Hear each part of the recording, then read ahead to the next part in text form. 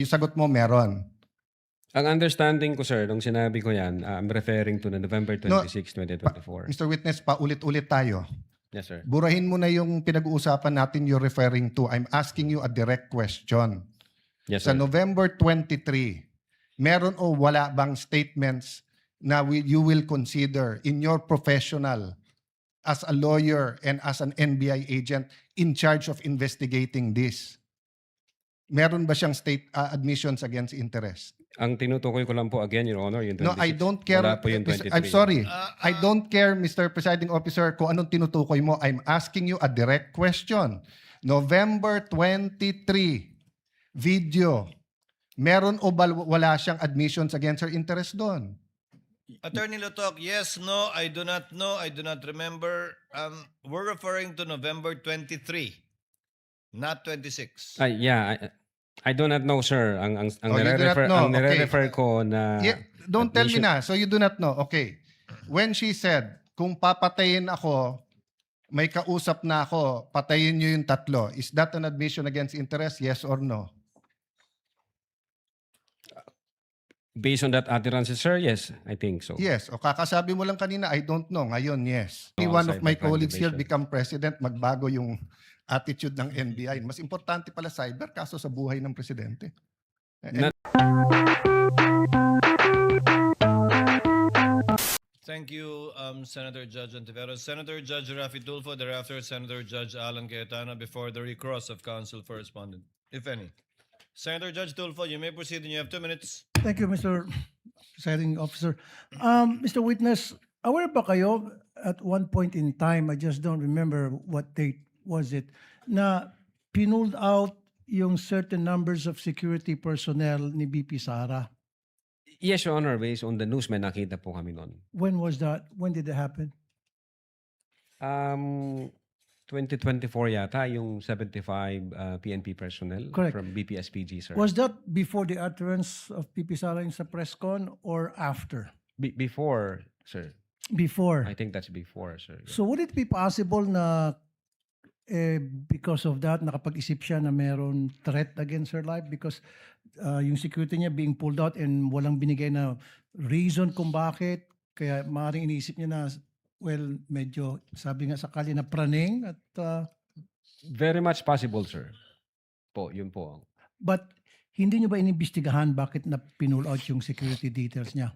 May nakita ho kami, sir, doon sa November 26 na video, kung nalimutan ko lang yung timestamp niya, may sinasabi siyang issue sa security niya. Doon nga sa BPSPG, parang from military attached unit, ginawang under na ng Presidential Security Command. I'm not familiar with that. So, doon ho yung... Okay. Sino pong nag-cause ng pull out? Sino pong nag-utos? Saan galing yung utos? Hindi ko ho siya masyado. Pero I think part ng reorganization, Your Honor, ng PSG, if I'm not mistaken. Part ng reorganization. So, ilan po yung na-pull out? 75. Na Hindi PNP ko po alam personnel. kung yan yun. Ang sinasabi ko po, Your Honor, yung dating BPSPG is under ng attached Okay. unit ng Armed Forces of the Philippines, kung di ako nagkakamali. And then, inilagay na siya sa ilalim ng Presidential Security Command. Yun po yung sinabi ng Vice Presidente during November 26 na security threat dahil dun sa event na yun. Yun po yung tiningnan din namin yan. Pati nga yung 75 personnel.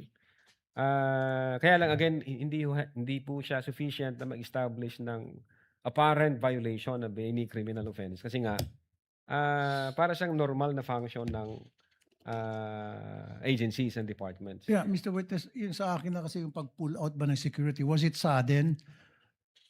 Did it, I mean, ano yung naging dahilan? At kanino galing yung order para i-pull out yung ilang numbers of security details niya, particularly PNP, and then sabi nyo nga, yung sa PSG, nabawasan din ba base sa inyong investigasyon? Bakit nga po nangyari yon? Yung sa Anong nag-trigger noon? Opo, yung sa 75, ang naalala ko po sa news, parang inilipat ho sila, Your Honor, sa Manila kasi mayroong issue ng kailangan nilang i-augment dahil may peace and order issue sa Manila.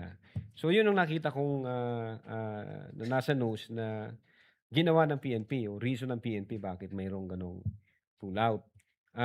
Then nung nakita ko namin, ilan na lang yung natira sa Vice Presidente. Mhm. Nung chinek ko namin yung news, yung per record ng COA, if I'm not mistaken, meron pa siyang 335 na security personnel. So marami pang naiwan.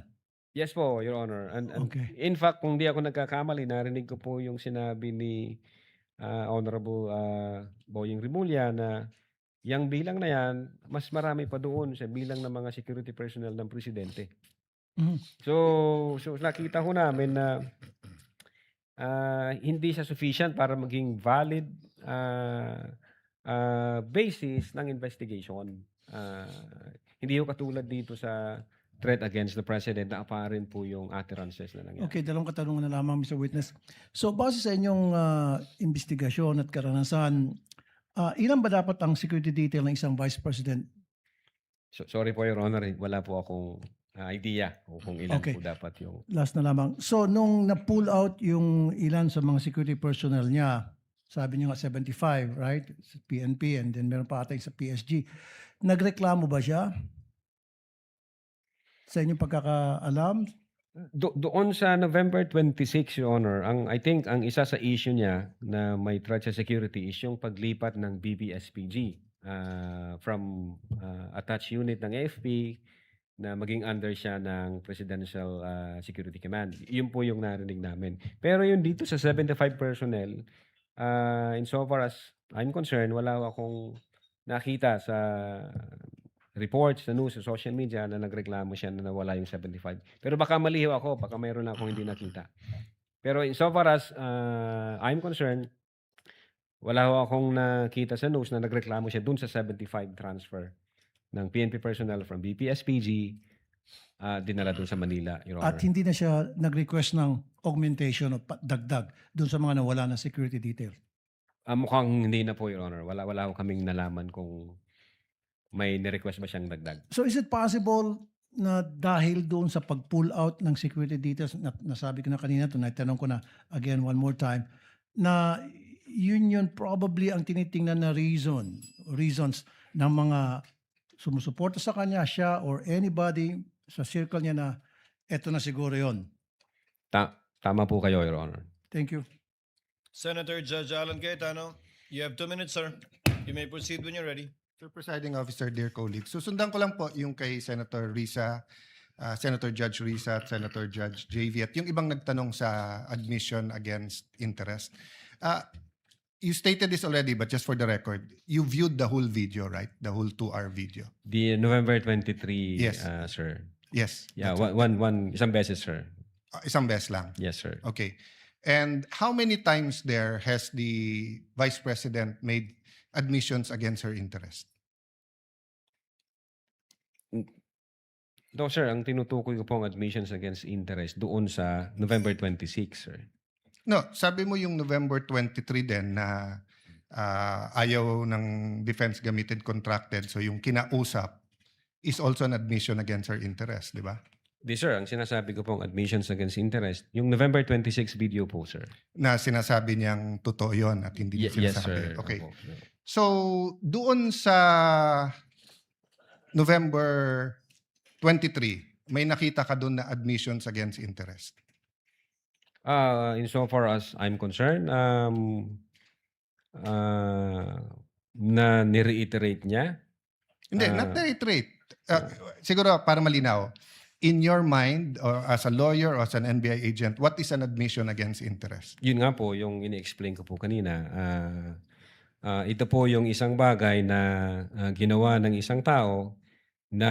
Hindi ginawa, sinabi. Sinabi Kasi ng, it's admission eh. Apo, sinabi ng isang tao na ikakasira niya, but then instead of denying na sinabi niya yon, inadmit pa niya ito, ni-reiterate Okay, niya. very clear yon.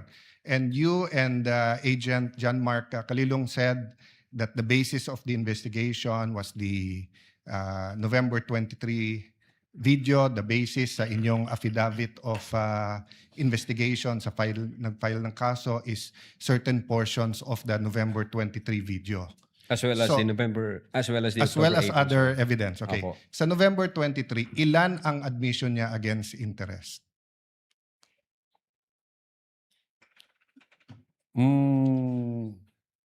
Ang sinasabi ko pong admission against interest, No, this yung is a new November question. 26. This is a new question. If you evaluated well the November 23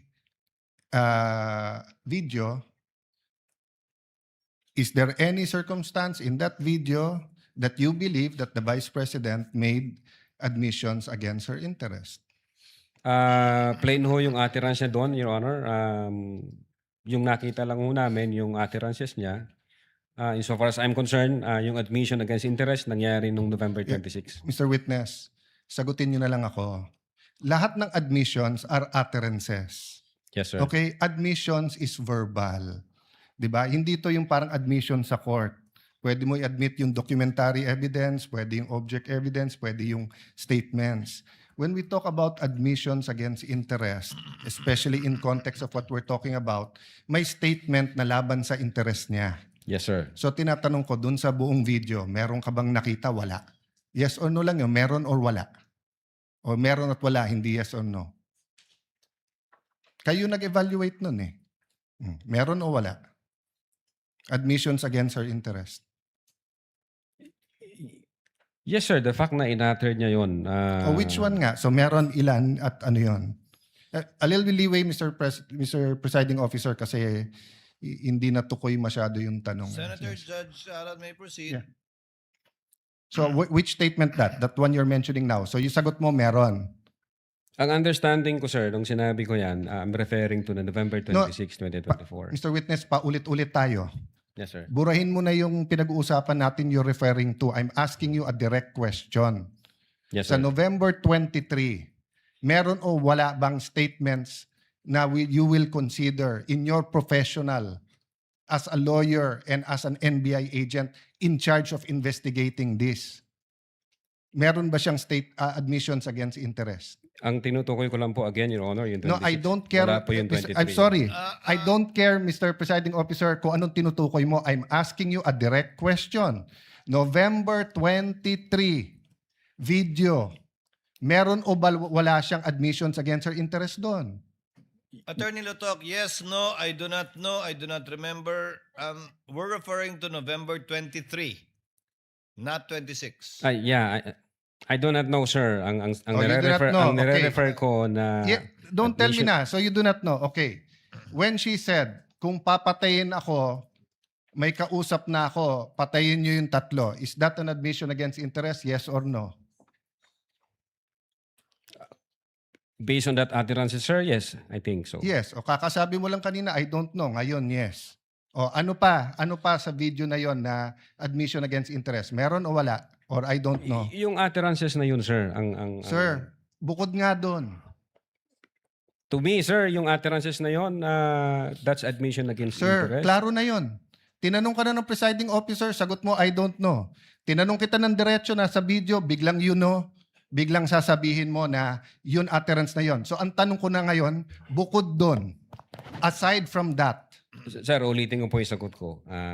no, you don't need to answer. Yung sinabi ko po na No, I'm admission asking against you, interest. aside from the utterance, the statement, na kung papatayin nila ako, patayin sila, is there any other utterance during in that video that you would consider admission against In so far interest? as I remember, wala na po yun. Wala na, okay. When the Vice President said, yung pinamigay sa DepEd, isn't that an admission against her interest kung may pinamigay? Siya po yung namigay, sir? So, ikaw ang nanood ng video, ikaw nag-evaluate, ako pa magsasabi sa iyo kung ano laman ng video. Akala ko ba, tinignan nyo ng mabuti yung video? Bakit hindi mo alam yung laman ng video? DSW, ano yun? Sir, pwede ko pong tingnan yung sinasabi No, niyo. no. So you Specific. do not know what the alaman ng video? Again, tinignan ko po ang video one time and ang nag-review po ng video yung agent on case. Yes, but you're the agent in charge and you're the one who filed the affidavit. Okay, Yes, sir. next question. Nung sinabing mag-people power, Tapos ang sinabi niya, hindi yun yung solusyon. O kung nag-people power, sino magiging presidente? Kung nag-people power at mawawala ang Pangulong Marcos, sino magiging presidente? Siya, sir. Opo. Oh, so hindi ba admission against her interest din? Siguro sa interest niya maging presidente. Pero ang sinabi niya, wag. I think so, sir. Okay. So I mentioned 3. So my next question, when you have an admission against interest, do you take the whole admission or you can cut it up into parts? Again, Your Honor, yung If my admission against interest is 1 sentence or 1 paragraph or 3 sentences, can you take 1 sentence and say yun lang yung admission and the 2 other sentences are not? Can you divide I think it it up? should be the whole, sir. The whole sentence. So the Yes, sir. whole sentence niya, nung sinabi niyang kung papatayin ako, is pinagbibintangan niya yung 3 na papatayin siya. So if you say it's an admission against interest and you believe it, you also have to believe na papatayin siya nung 3. The same thing, if you're going to say na namudmud siya sa DepEd, ang sinabi niya galing sa First Lady yung pera. So you're also going to have to believe that. So if you're going to believe her na yung ibang sinabi is seditious, ngayon sinabi nga niya hindi solusyon ng people power. So as the evaluator, bakit hindi consistent yung evaluation niyo nung video? No, I think yung in so far as people power is concerned, I think sinabi niya yata na, yes ma'am, natutuwa ako dun sa ginagawa niyo. Hindi. Your Honor. Pwede ko pong ulitin. Your Let Honor. the record speak for itself. It's on Yes, Your page 26. Same paragraph nung sinabi niyang papatayin, no? But having said that, last question, no? Bakit sa cybercrime ni-refer? Ba't hindi sa anti-terrorism or sinabi mo meron intel group? Bakit sa cybercrime? Your Honor, my cyber aspect po kasi yung violation. Okay. What are the aspects of the alleged threat? One is the cybercrime grave threat. The other one is a possible assassination threat, right? No, Your Honor, yung sinasabi kong my cyber aspect, the utterances was made through Through cyber. And the utterance, in accordance with you, constitute grave threat. Yes, sir. But if she meant it, and if it is true, and if it is accurate, it's also an assassination plot, isn't it? Kung totoo yung utterance niya, napapapatay kita, may kausap na ako, hindi ba assassination plot yun? Maybe, sir, yes. No, hindi maybe. NBI kayo nag-aano eh. May nagsabi sa presidente, papatayin kita. How much plain can that be as an assassination plot? That's why, sir, may validation process. That's sir, why for me. may validation. Kaya yung tanong ko, ano ba mas mabigat, yung assassination plot o yung cyber aspect? No, Your Honor. No, diretso yung tanong. Hindi no. Anong mas mabigat? It's a direct question. If you were NBI director now or whatever, you were PNP chief, dalawang iniimbestigahan mo, yung cyber aspect na pwedeng cyber libel, pwedeng grave threat, at yung assassination plot, ano mas mabigat sa dalawa? Ano yung prioritize mo?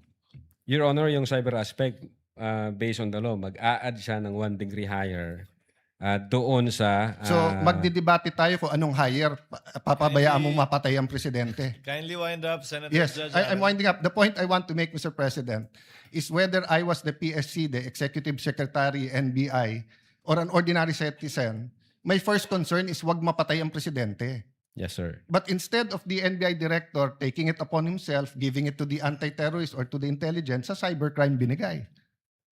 Your Honor, again, uulitin ko, yung utterances was made through Yeah, information and so communication technology. Kaya may I hope if jurisdictional any one of my cybercrime colleagues here division. become president, magbago yung attitude ng NBI. Mas importante pala cyber kaso sa buhay ng presidente. Not necessarily, Your Thank you, Honor. Mr. President. Noted.